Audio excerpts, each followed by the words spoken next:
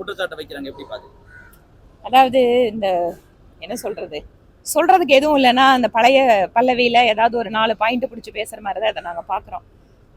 தமிழர்களுக்கு எதுவும் செய்யல அப்படின்னு திமுக காரங்க சொல்றத அதை இன்னொரு வாயிலிருந்து நாங்க கேட்குற மாதிரி இருக்கு.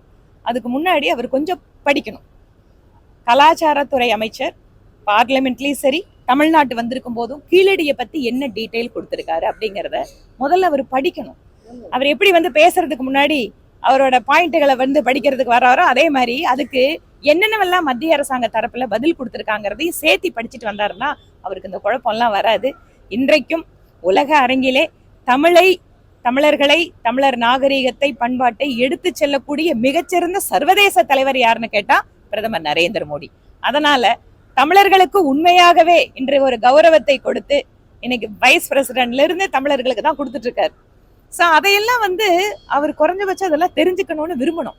அரசியலுக்கு வரும்போது இந்த மாதிரி பல்வேறு விஷயங்களை படித்து தெளிந்து அதற்கு பின்பாக பேசுவது அப்படிங்கிறது தான் அது சரியான விஷயத்த மக்கள் முன்பாக வைக்கிறாங்கிற ஒரு மரியாதை கொண்டு வரும். தமிழ்நாட்டுக்கு நிதி கொடுக்கறதுல ஒரு மனப்பான்மை என்பது இல்ல, தமிழ்நாட்டுக்கு மட்டும் வஞ்சிக்கிறாங்க, நிதி தரல, குறிப்பா மாணவருக்கான கல்வி நிதி கொடுக்கல, பேரிடர் காலங்கள்லயும் நிதியை தமிழ்நாட்டுக்கு கொடுக்க மாட்டாங்க அப்படின்ற குற்றச்சாட்டு. இது என்ன புதுசா?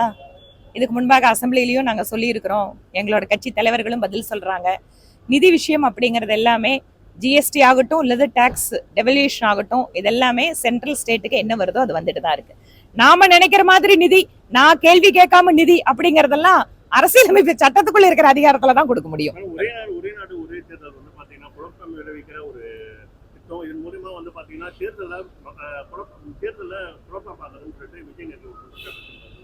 ஒரே நாடு ஒரே தேர்தல் அப்படிங்கறத ஒரு தனியா ஒரு கமிட்டி போட்டு அதுல நிறைய கட்சி தலைவர்கள், எல்லா அரசியல் கட்சி தலைவர்களையும் சேர்த்துதான் அந்த கமிட்டி போட்டு எல்லாத்தோட கருத்தையும் கேட்டு சொல்றாங்க. பொதுமக்கள் கிட்டும் கருத்து கேட்கறாங்க. திரு விஜய் அவர்களுக்கு என்ன கருத்து இருக்கோ அது தாராளமா அவர் அந்த கமிட்டி கிட்ட தெரிவிக்கலாம். தமிழ்நாடு முதலமைச்சர் இளையராஜா அவர்களுக்கு பாரத ரத்னா கொடுக்கணும் அப்படின்னு சொல்லி வலியுறுத்துறாங்க. கொண்டாடப்பட வேண்டிய ஒரு தமிழர் நம்முடைய இசைஞானி அவர்கள்.